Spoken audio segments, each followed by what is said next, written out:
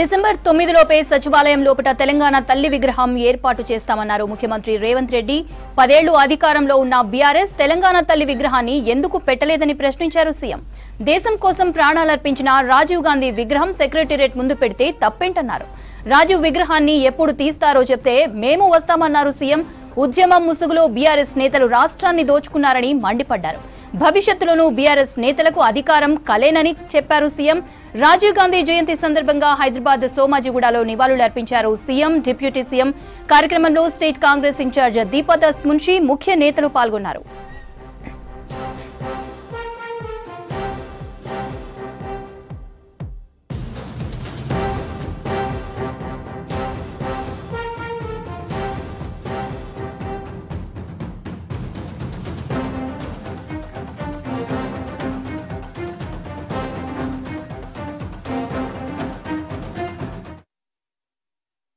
ఈ దేశ ప్రధానమంత్రి రాజీవ్ గాంధీ గారి విగ్రహాన్ని సచివాలయం ముందు పెడితే కొంతమంది సన్నాసుల విగ్రహాన్ని తొలగిస్తామని ఈరోజు మాట్లాడుతున్నారు. అధికారం పోయినా బలుపు మాత్రం తగ్గలేదు. నీ బలుపు అనగదీసే బాధ్యత ఇక్కడున్న మా కాంగ్రెస్ పార్టీ కార్యకర్తలు తీసుకుంటారని చెప్పి ఈ టీఆర్ఎస్ సన్నాసులకు నేను చెప్పదలుచుకున్నా. ఆ సన్నాసి దుఃఖం బాధ ఏందని నేను కనుక్కుంటే అక్కడ వాళ్ళ అయ్య విగ్రహం పెడదాం అనుకున్నాడట.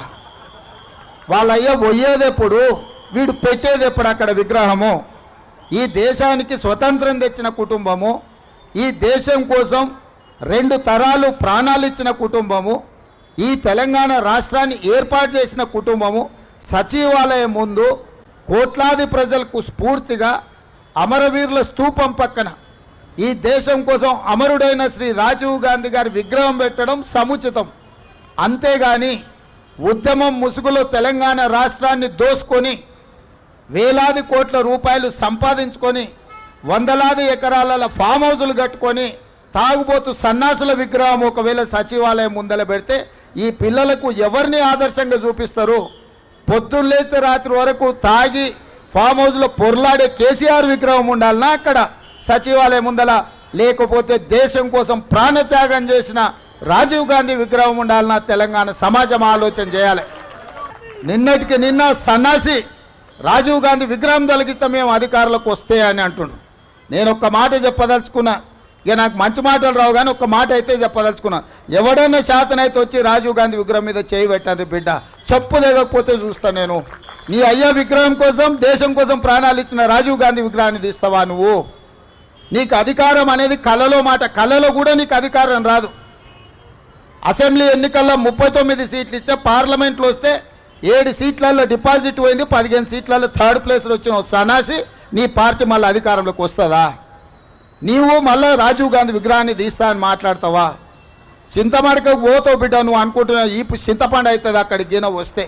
10 సంవత్సరాలు తెలంగాణ తల్లి విగ్రహం పెట్టలేని సన్నాసి తెలంగాణ గురించి మాట్లాడే నైతిక హక్కు నీకు ఎక్కడదని నేను అడగదలుచుకున్నా. అందుకే పెద్దలు బట్టి విక్రమార్క గారి అనుమతితోని డిసెంబర్ 9, 2024 నాడు సచివాలయం లోపలనే తెలంగాణ తల్లి విగ్రహం పెట్టే బాధ్యత మేము తీసుకుంటాం. మా చిత్తశుద్ధిని, మా నైతికతను ఏ సన్నాసి ప్రశ్నించాల్సిన అవసరం లేదు.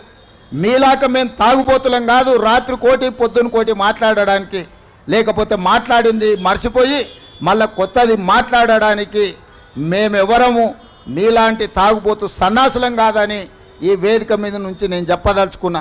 నువ్వు ఎప్పుడొస్తావు రాజీవ్ గాంధీ విగ్రహాన్ని తీయడానికి? తారీఖు చెప్పు, మా జగ్గాన్నకి చెప్తా, మా జగ్గాన్న వచ్చి అక్కడ ఉంటాడు.